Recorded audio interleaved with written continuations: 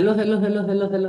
So welcome to our second part of our chapter of Audit Committee and Corporate Governance. Of course, we're doing it from our audit in 100 pages. So your next topic is with regards to your code of conduct. So your code of conduct is your board has to lay down code of conduct for all board members and your senior management. SM stands for senior management. So a code of conduct has to be laid down, that is policies for all the people as to how to conduct themselves, board members and your senior management, to affirm compliance on an annual basis. That means each year, every year they have to give their confirmation that yes, I have complied everything with code of conduct, and as per my knowledge I have complied with everything. Annual report to contain declaration to this effect signed by the CEO. So there should this report should be signed by the CEO, and there should be a declaration that all your COC has been complied with.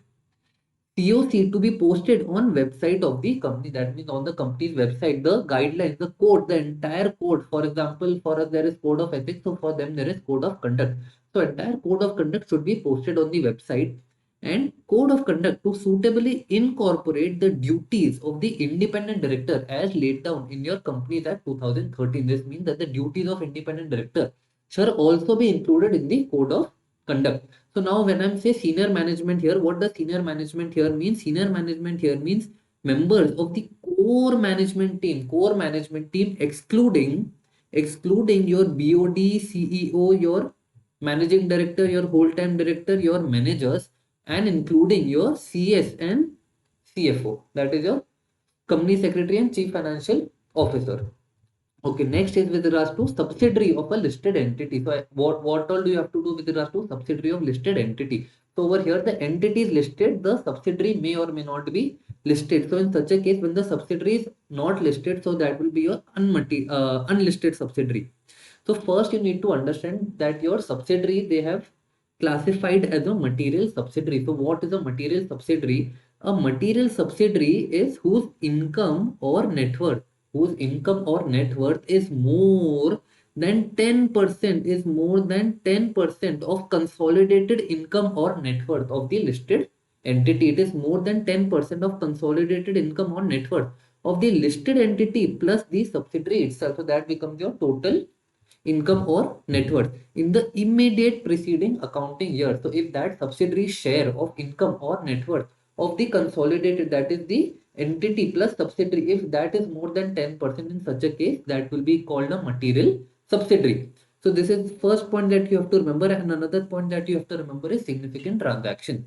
So a significant transaction is when an individual transaction, that is one particular transaction, is more than 10% of your total revenue, expense, asset or liability. So whatever type of your transaction is, if you are purchasing an asset, then you have to see 10% of total assets. If you are incurring an expenditure, it is 10% of your total expenditure.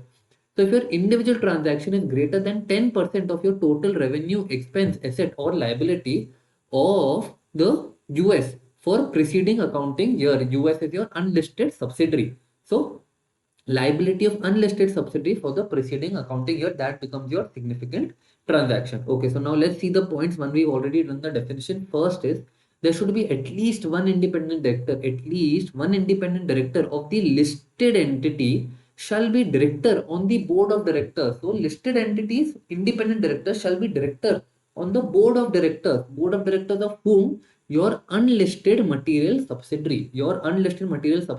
And however, only and only for this point, instead of 10%, this 10% has to be read as 20%. So he shall be the independent director of your listed entity, shall be a director in the board of your unlisted material subsidiary, where 20% criteria is applicable, whether incorporated in India or not. Next is your audit committee of listed entities shall review the financial statements with regards to the investments made by the unlisted subsidiary. So please make sure where there is unlisted material subsidiary written, where there is unlisted subsidiary written, where there is only material subsidiary written. Therefore, I've put these points in bold. Next, minutes of board meetings of the unlisted subsidiary shall be placed at the board meeting of listed entity. So unlisted subsidiaries minutes of board meeting will be placed at the meeting of the listed entity. Management of the unlisted subsidiary to bring notice to BOD of listed entity a statement of all significant transactions entered by the unlisted subsidiary. So the management of the unlisted subsidiary will tell the board of directors of the listed entity that boss, all of these transactions I've done during the year, all of these are significant transactions. And we have already covered the definition of significant transactions as well. Next, percentage holding in material subsidiary after the listed entity disposes shares. Now, what if earlier they had 100% of the shares and now they plan to sell on some shares? So, how many shares can they sell? So, after listed entity disposes, the shares shall remain more than 50%. So, their holding shall remain more than 50% even after selling. Shall always control over your material subsidiary. Selling, disposing, and leasing of assets is greater than 20% of assets of material subsidiary during a financial year shall require your special resolution. So, if you are selling or disposing or leasing of assets which is more than 20% of the assets of the entire material subsidiary, of your entire material subsidiary, in such a case, you will require a special resolution. However, a special resolution. So unless a special resolution in general meeting, except when such disinvestment is made under a scheme of arrangement approved by the court or tribunal or under resolution plan approved under section 31 of IBC, and it has been disclosed to the stock exchange within 1 day of the plan being approved, then it is not necessary because this is required by law. Next, policy for determining material subsidiary to be disclosed on the company's website and link in the annual report. So policy is that how do you determine whether it is a material subsidiary or not? So that policy should be disclosed on the website and should also be given in the annual report. So every listed entity and unlisted material subsidiary incorporated in India, they have to take your secretarial audit and they have to attach it with your annual report. And every listed entity shall submit a secretarial compliance report to your stock exchange within 60 days from end of financial year. So this has to be submitted within 60 days from end of financial year. Who has to do? Only the listed entity. So over here you see this point is applicable only to listed entity, but this point is applicable to both the listed entity and the unlisted material subsidiary also. Okay.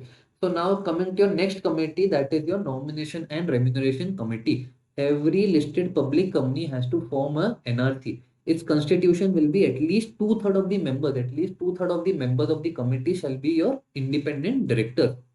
Minimum 3 directors, which are non-executive directors, shall be members of this committee. Chairperson shall be independent director and shall be present at AGM to answer your shareholder queries. Chairperson of listed entity can be the member. The chairperson can be the member, but this chairperson cannot chair this committee. So he can only be the chairperson of the listed entity, but he is not allowed to chair this committee. Okay. Now, next part is your meeting. So how frequently should they meet? They have to meet at least once a year, and quorum is 2 members or 1/3 members, whichever is higher. This is same that we studied in your audit committee. So 2 members or 1/3 members, whichever is higher, and minimum 1 independent director shall be present. What are the roles or functions? So the key to learn this is QP beer. So first is identify persons qualified to be directors and recommend to board of directors their appointment. Next, formulate criteria to determine qualification independence of directors. So these are the person who will make the criteria with regards to your qualification and independence and recommend policy to BOD with respect to remuneration of directors, KMP and employees. Next, devise policy on board diversity. Formulate criteria to evaluate performance of independent directors and your board of directors. So they will formulate criteria. They will make the parameters as to on what basis I'm going to check their performance.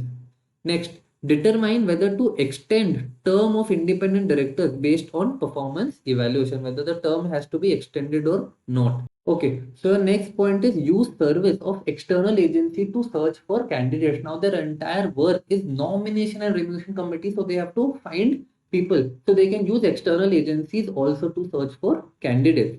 Next is recommend to board all remuneration payable to your senior management. They will recommend to the board that how much remuneration should be paid.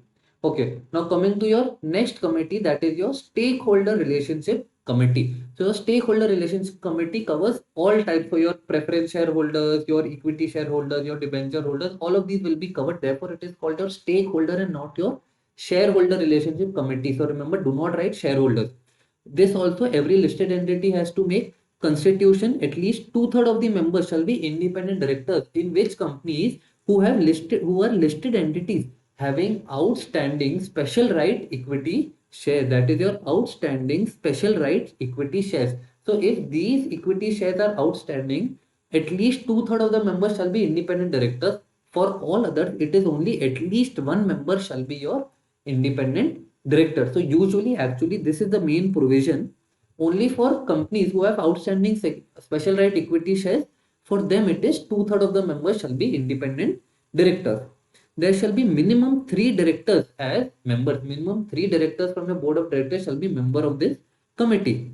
Chairperson shall be a non-executive director and shall be present at the AGM to answer security holders. Frequency of the meeting is at least once a year. Roles and functions is, so this key is SUVG. So first is review adherence to service standards with respect to various services rendered by the registrar and your share transfer agent.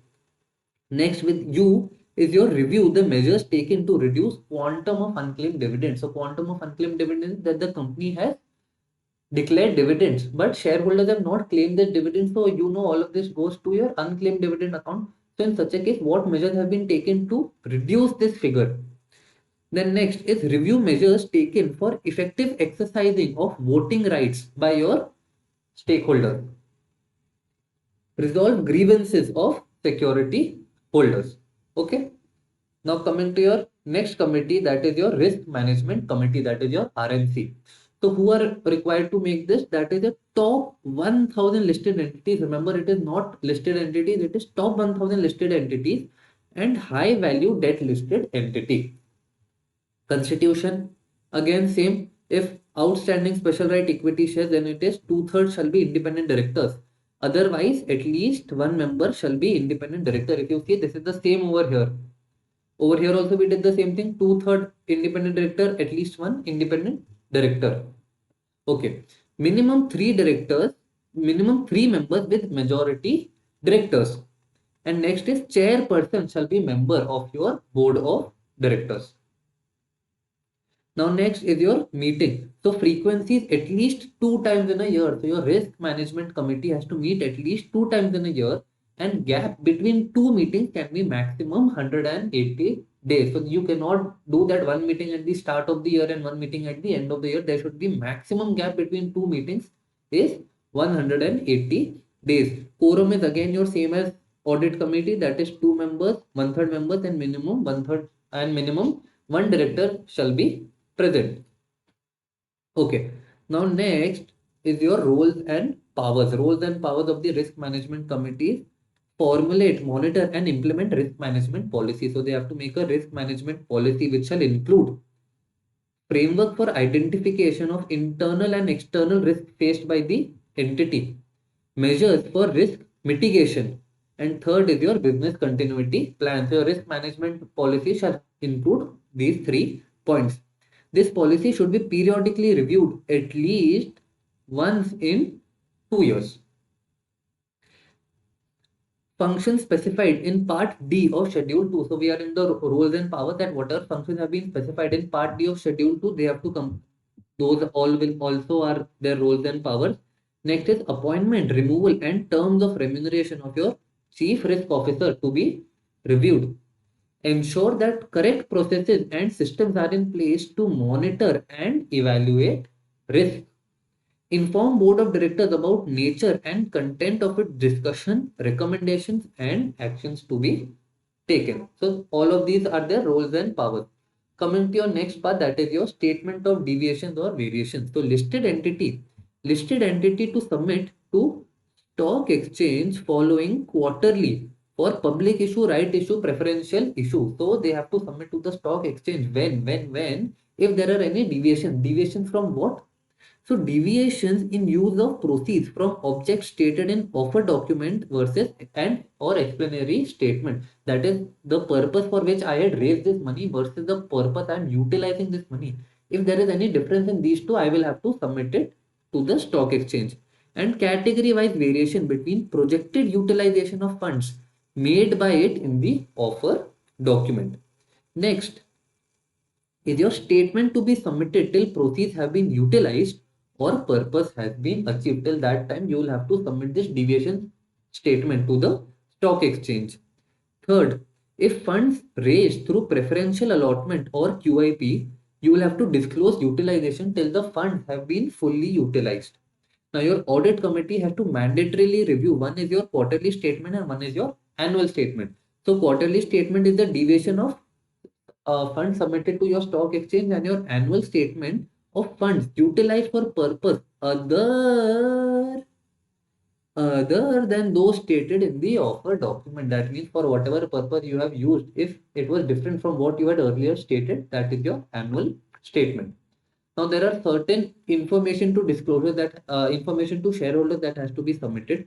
So send soft copy of full annual report to shareholders whose email ID you have registered with you, not less than 21 days before the AGM. So for example, if the AGM is on 21st of April, if the AGM is on 21st of April, the email should have already been sent before 1st April.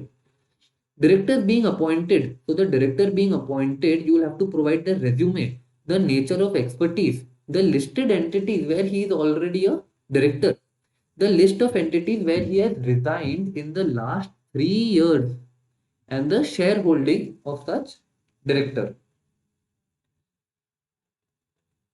Okay. Now next is transmission of securities. So your board of directors to delegate power of transfer of securities to a committee, registrar or agent. So any security is being transferred from one holder to another holder, the board is not going to do all of this. They will delegate it to someone else. However, just because they have delegated this power doesn't mean they have completely, they do not have to look into anything. So they still have to attend the formalities at least once in a fortnight. Fortnight is your 15 days. Okay. Now there are some other disclosures that are required under this chapter. So I will not be going into very details of it. So if you want, you can pause this video and you can read it. So first is with regards to disclosure and transparency, because it is just easy reading. If you still have any doubts, let me know in the comment section. So first is your disclosures and transparency. Second is your material events and information.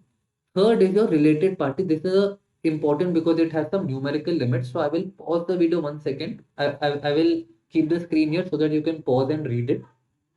Okay, so basically this part is important. Great. Then your other additional disclosures. So listed entity which has listed its non-convertible security shall make disclosures in compliance with AS on related party disclosure. And there are more disclosures that in the accounts of holding company, in the accounts of subsidiary company, in the accounts of holding company, what you have to disclose. So disclosure of amount at year end at the highest during the year. That means at year end what was the amount, and at the year end what was the uh, during the year end what was the amount, and highest during the year what was the amount. Then you have your accounting treatment, that is your fourth one, and your sexual harassment, that is your fifth one. That talks about your number of cases settled, number of cases still pending. So if you want, you can read, you can pause the video over here, and then we can move forward. Great. Coming to your next part is your compliance certificate. So compliance certificate, the CEO and COFO to certify to the board. So they have to certify with regards to certain compliances that the financial statement and your consolidated financial statements have been reviewed, and there are no materially untrue statement. Everything is true and fair view, and everything complies with your AS and laws. No transactions entered which are fraudulent or illegal. So they have to give a compliance certificate with regards to this. Accept responsibility for maintaining internal controls. It is their responsibility. It is the management's responsibility to maintain internal controls. and any deficiency has been disclosed to the auditor and steps taken to rectify. So just saying these deficiencies is not good enough. You also have to take steps to rectify them so that these deficiencies do not occur. Next is they have indicated to the auditor and the audit committee any significant changes in. You have to tell the audit committee and the auditor significant changes in your internal control, your accounting policies, and third is if they have noticed any fraud in the company. Then next is your management discussion and analysis report. So a report is prepared by the management about certain areas. So those areas, key is your poor fish. So your P stands for product wise performance. O stands for outlook. Another O stands for opportunities and threats. R is risk and concern. So POOR we have done. P is your product wise performance. O was your outlook. Other O was your opportunities and threats. And your R was your risk and concerns. F stands for financial performance with respect to operations. I stands for industry structure and developments. Then your other I stands for internal control system and their adequacy. S stands for significant change in certain ratios. So if what is a significant? Significant change is more than 25%. So 25% or more change in your current ratio, operating profit margin, net profit margin, debtor turnover, interest coverage ratio, debt equity ratio, inventory turnover. If there is a more than 25% change in these ratios, you have to include it in the report. Your S stands for significant changes we've already done. Then your H is your human resource, that is your HR. Okay, so all of this has to be included. Coming to your report on corporate governance. So we have done compliance certificate, we have done your management discussion report. Now we are doing the report on your corporate governance. So submit quarterly compliance on CG. CG over here is not central government, it is your corporate governance. So submit quarterly compliance report on corporate governance to recognized stock exchange within 21 days from end of each quarter. So this has to be submitted within 21 days quarterly from end of each quarter.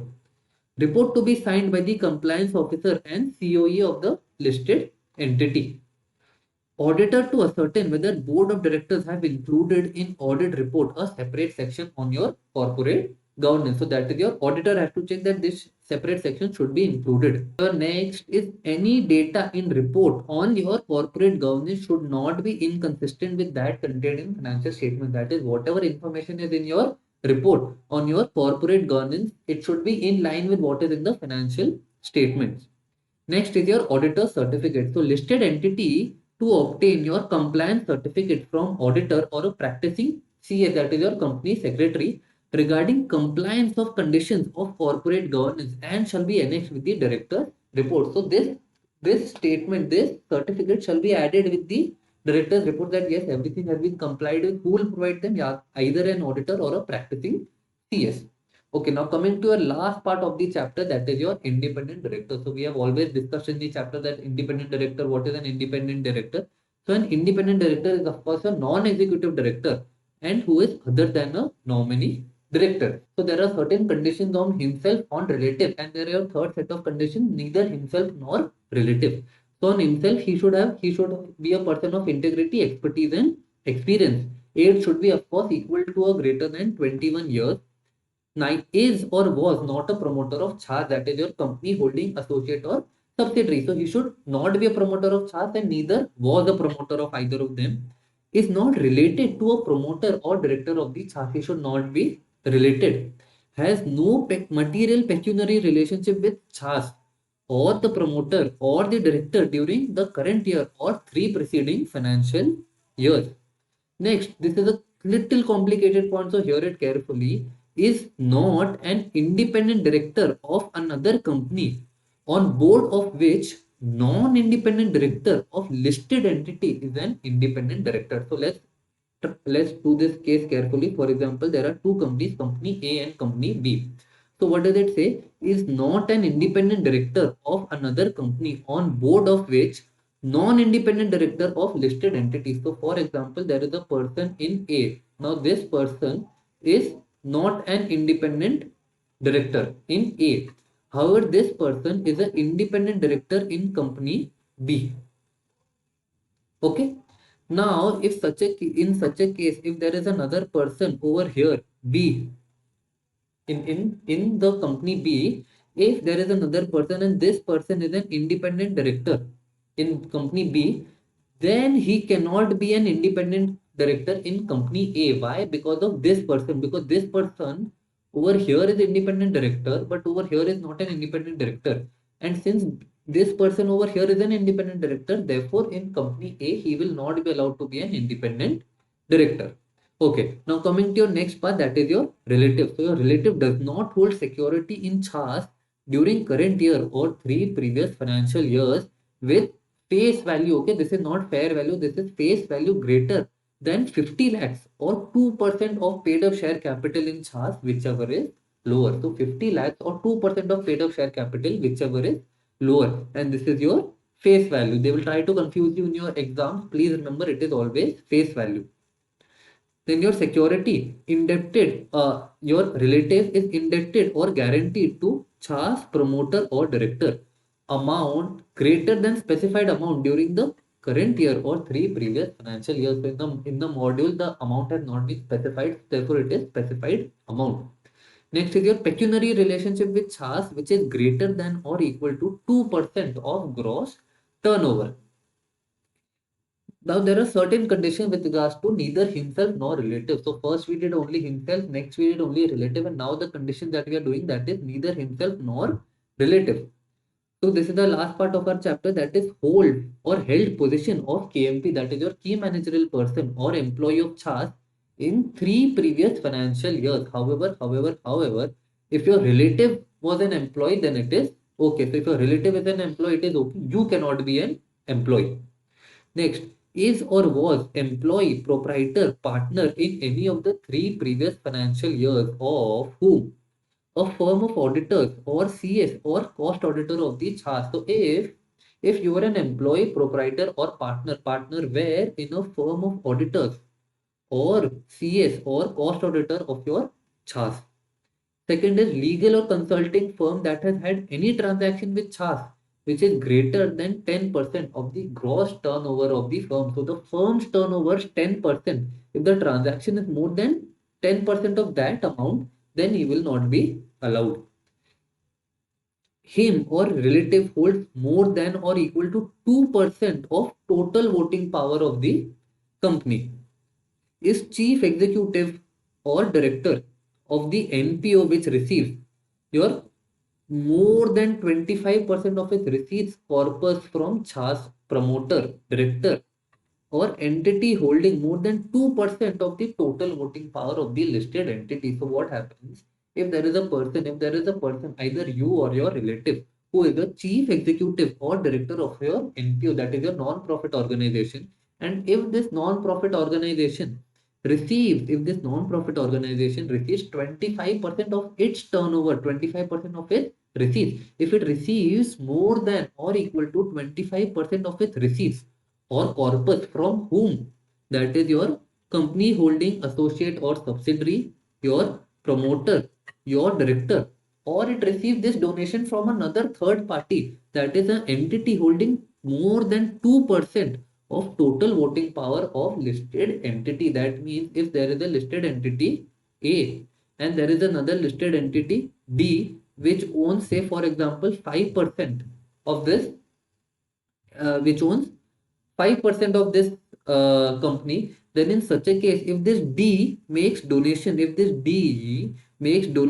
an NPO and this donation is more than 25% of this NPO's receipts, in such a case, if a person, the chief executive and director of this NPO, will not be allowed to be independent directors of A. I hope this is clear to you. So there is an entity A, then there is another entity D, which holds some portion of A, which is more than 2%. Now this D gives money, this D gives donation, this D gives receipts to your NPO, which is more than 25% of your NPO's turnover. In such a case, the chief executive or the director of your NPO will not be allowed to be independent director of A. Okay. And coming to your last point of this chapter is if it is a material supplier or service provider or customer or lessor or lessee of the entity. If it is a material, that means there are some other relations also, then in such a case, this person will not be able to be an independent director. Okay, and with this, we are done with this chapter. But wait. I also have another gift for you. So I have made it in a tabular format. So right now you will not, I'll upload this on the Telegram channel so that it's easier for everybody. So I made this in a tabular format as to which entity, which committee, what is the constitution, how frequently do they have to meet, what should be the quorum. So this I've uploaded in a tabular format. So all your committees have been included in this. There's also the risk management committee, which you will not be able to see on the screen, but it is all included in the table. And with this, we are done with this chapter, and I'll see you in the next one.